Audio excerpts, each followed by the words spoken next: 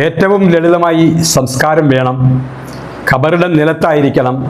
ശവകുടീരത്തിൽ അലങ്കാരങ്ങൾ പാടില്ല. പേര് ലാറ്റിൻ ഭാഷയിൽ എഴുതണം. മാർപ്പാപ്പ ഇത്തരമൊരു മരണപത്രം തയ്യാറാക്കിയത് 3 വർഷം മുൻപായിരുന്നു.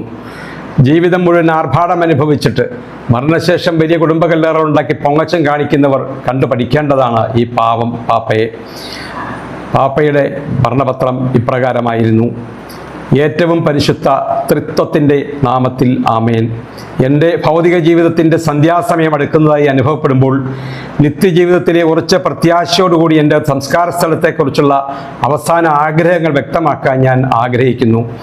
എൻ്റെ ജീവിതകാലം മുഴുവനും ഒരു പുരോഹിതനായും മെത്രാനുമായുള്ള ശുശ്രൂഷയുടെ കാലത്തും ഞാൻ എപ്പോഴും നമ്മുടെ രക്ഷകൻ്റെ മാതാവായ പരിശുദ്ധ കന്യകാമറിയത്തിൻ്റെ സംരക്ഷണത്തിലേക്ക് സ്വയം സമർപ്പിച്ചിരുന്നു.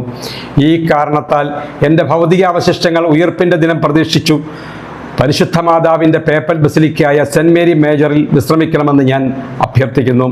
എൻ്റെ ഭൂമിയിലെ അവസാന യാത്ര ഈ പുരാതന മരിയൻ തീർത്ഥാടന കേന്ദ്രത്തിൽ തന്നെ അവസാനിക്കണമെന്ന് ഞാൻ ആഗ്രഹിക്കുന്നു.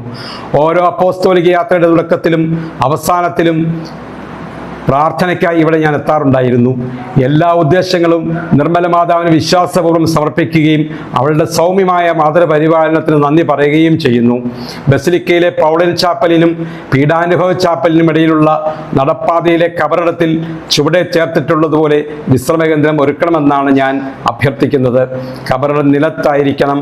ലളിതമായും പ്രത്യേക അലങ്കാരങ്ങളില്ലാതെയും ഫ്രാൻസിസ്കൂസ് എന്ന ലിഖിതം മാത്രമേ ഉണ്ടാകാവൂ. എൻ്റെ മൃതസംസ്കാര ത്തിനുള്ള ചെലവ് ഒരു അഭ്യുദയകാംക്ഷിയുടെ സംഭാവനയിലൂടെ നിർവഹിക്കപ്പെടും. അത് പരിശുദ്ധ അമ്മയുടെ പേപ്പൽ ബസിലിക്കയായ സെൻറ്റ് മേരി മേജറിലേക്ക് കൈമാറാനുള്ള ക്രമീകരണം ഞാൻ ചെയ്തിട്ടുണ്ട്. ഇതുമായി ബന്ധപ്പെട്ട ആവശ്യമായ നിർദ്ദേശങ്ങൾ ലൈബീരിയൻ ചാപ്റ്ററിൻ്റെ അസാധാരണ കമ്മീഷണറായ കർദിനാൾ റോളാൻഡസ് മക്രിക്കാസിന് ഞാൻ നൽകിയിട്ടുണ്ട്. എന്നെ സ്നേഹിച്ചവർക്കും എന്നെ ഓർത്ത് പ്രാർത്ഥിക്കുന്നവർക്കും എല്ലാവർക്കും നമ്മുടെ കർത്താവ് യോജിച്ച പ്രതിഫലം നൽകട്ടെ. എൻ്റെ ജീവിതത്തിൻ്റെ അവസാന ഘട്ടത്തിലെ കഷ്ടപ്പാടുകൾ ലോകസമാധാനത്തിനും മനുഷ്യ സാഹോദര്യത്തിനും വേണ്ടി ഞാൻ അവിടത്തേക്ക് സമർപ്പിക്കുന്നു. ഇങ്ങനെയൊക്കെ എഴുതാനും പറയാനും നമ്മുടെ ഫ്രാൻസിസ് പാപ്പയ്ക്കല്ലാതെ മറ്റാർക്ക് കഴിയും?